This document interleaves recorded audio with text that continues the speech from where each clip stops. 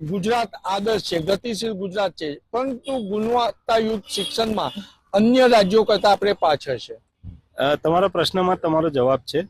ગુણવત્તાયુક્ત ભલે છે પણ ગતિશીલ છે. ગતિશીલ છે એટલે છોકરાઓના પગમાં પૈડા લાગી ગયા છે, બહુ વધારે પડતા એમ્બિશિયસ છે, મા બાપ એમ્બિશિયસ છે, એટલે છોકરાઓને ગુજરાતમાં ભણવા જ નથી દેતા. જે બેસ્ટ ઇન્સ્ટિટ્યૂટ વર્લ્ડમાં હોય, હું ખાલી દેશની વાત નથી કરતો, દુનિયામાં સારામાં સારી ઇન્સ્ટિટ્યૂટ ત્યાં છોકરાઓને મોકલી દે છે, જેથી કરીને છોકરાઓની કેરિયર બહુ સારી થાય. એટલે હું બેવ રીતે જોઉં છું કે ગુજરાતે છોકરાઓને એક ઇન્સેન્ટિવ આપવું જોઈએ. કઈ રીતે શું એ મને સરકારનો વિષય છે. અને એક ઇન્સેન્ટિવ, જેમ પીએચડીના સ્ટુડન્ટ્સને સ્કોલરશિપ મળે છે દર મહિને 20,000 રૂપિયા, આવું કોઈક ઇન્સેન્ટિવ આપશે ને તો જ છોકરાઓ ગુજરાતમાં રહેશે, નહીં તો ગુજરાત બહાર જતા રહેશે. અને ગુજરાતનું યુવાધન ગુજરાતે ખોવું પડશે. અમુક વર્ષો પછી એવો દિવસ આવી શકે છે કે ગુજરાત પાસે ક્વોલિટી એજ્યુકેશન હશે, પણ એ ક્વોલિટી એજ્યુકેશન લેનાર વિદ્યાર્થીઓ નહીં હોય. પરંતુ દરેક ક્ષેત્રની એક તાસીર હોય છે. જેમ હરિયાણામાંથી લોકો સ્પોર્ટ્સની અંદર વધારે આગળ જતા હોય છે, તો આપણે ત્યાં લોકોને કામ ધંધા બિઝનેસ પર વધારે ફોકસ કરે છે. એવું બી નથી કે બીજા ક્ષેત્રોમાં ઇન્ડસ્ટ્રીયલાઇઝેશન નથી, પણ આજે સાઉથની વાત કરીએ તો ત્યાં ભણતરના બેઝ પર ઊભી થયેલી ઇન્ડસ્ટ્રીઝ છે, સ્ટાર્ટઅપ છે, આઈટી છે.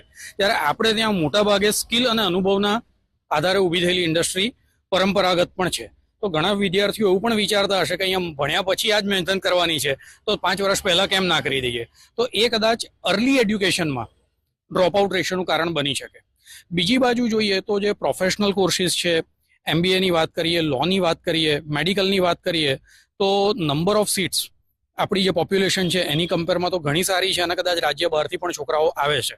પરંતુ તમે વાત કરી અને જે પ્રમાણે નીતિ આયોગના આપણે આંકડા જોયા તે પ્રમાણે થોડો તો ચિંતાનો વિષય છે જ કે અર્લી એડ્યુકેશનમાંથી કે માધ્યમિક કે ઉચ્ચતર માધ્યમિક હાયર એડ્યુકેશનમાંથી જો છોકરાઓ આવી રીતે નીકળી જશે તો ભવિષ્યમાં ક્યાંથી આપણને આટલી બધી કોલેજો અને સીટો માટે ઇનપુટ મળશે તે એક ચિંતાનો પ્રશ્ન 100% બની રહે.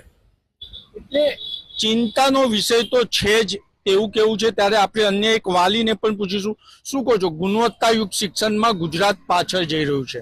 ગુજરાત બેઝિકલી એટલા માટે પાછળ જઈ રહ્યું છે કે એક ઇકોનોમી એની જે છે, જે ટ્રેડ છે, જે પેરેન્ટ્સને જે વેલ્યુ છે એવું છે કે મારો છોકરો મારું બિઝનેસ આગળ વધારે.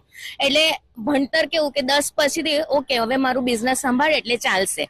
અને સેકન્ડ થિંગ એ કે ક્વોલિટી, ટીચર્સ જે ક્વોલિટી હોય છે, જે આપણી કોલેજની ક્વોલિટી હોય છે, અહીંયા એવું કમ્પલસરી નથી હોતું કે ભાઈ તમારે કોલેજમાં ભણવું, તમારે આ જ ભણવું. જ્યારે બહારના દેશમાં કેમ લોકો એ કરે છે, કેમ કે ત્યાં આગળ ક્વોલિટી એજ્યુકેશન છે. એટલે ટીચર્સનું બી ક્વોલિફિકેશનને જોઈને જો સરકારે એમ રાખે તો એમનું વધારે સારું થાય. આપણી સાથે અન્ય સિનિયર રિપોર્ટર પણ છે, એમને પૂછ્યું. 1606 શાળા એવી છે કે જે એક શિક્ષકથી ભણી રહી છે, સ્કૂલ ચાલી રહી છે. તો આ બાબતે ગુણવત્તાયુક્ત શિક્ષણમાં ગુજરાત પાછળ પડ્યું એવું બને ખરું? ગુજરાતમાં 30 વર્ષથી ભારતીય જનતા પાર્ટીનું શાસન છે. શરૂઆતમાં જ કેશુભાઈ પ્રથમ મુખ્યમંત્રી બન્યા ત્યારે એમણે એક શરૂઆત કરી ભાર વિનાનું ભણતર. પ્રાથમિક શિક્ષણ એ આજની પરિસ્થિતિ શું છે એ સૌને ખબર છે. પ્રાથમિક શિક્ષણ મફત આપવામાં આવે છે. ધોરણ 1 થી 7 સુધીનું શિક્ષણ મફત આપવામાં સરકાર પૂરેપૂરો 100% ખર્ચ આપે છે. પણ એનું જે ઇન્ફ્રાસ્ટ્રક્ચર, સ્કૂલોની જે પરિસ્થિતિ, શિક્ષકોને પૂરેપૂરો પગાર આપે છે, છતાં પણ પ્રાથમિક સ્કૂલોની અંદર તમે જે રીતે વાત કરી, એક જ શિક્ષક હોય અને 5 થી 6 વર્ગો ચલાવતા હોય. એ જે પરિસ્થિતિ છે શિક્ષકોની ભરતી, અને હમણાં થોડા દિવસ પહેલા તમે વાંચ્યું હશે, શિક્ષકો ભૂતિયા શિક્ષકો ફોરેનમાં રહે છે અને અહીંયા આગળ પગાર લે છે.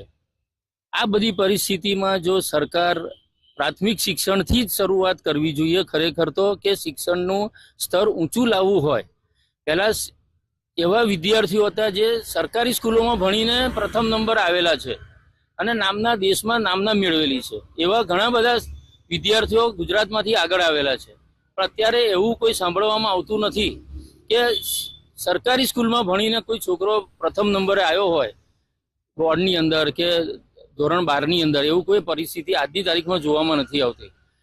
તેવે સમયે સારામાં સારી સ્કૂલો હોય છે, પ્રાથમિક સ્કૂલો સારામાં સારી છે, પણ એને પ્રમોટ કરવી જોઈએ, એ પ્રમોટ કરવામાં આવતી નથી. સરકારના જ એમના માટે જવાબદાર અધિકારીઓ પણ એટલા જ જવાબદાર છે.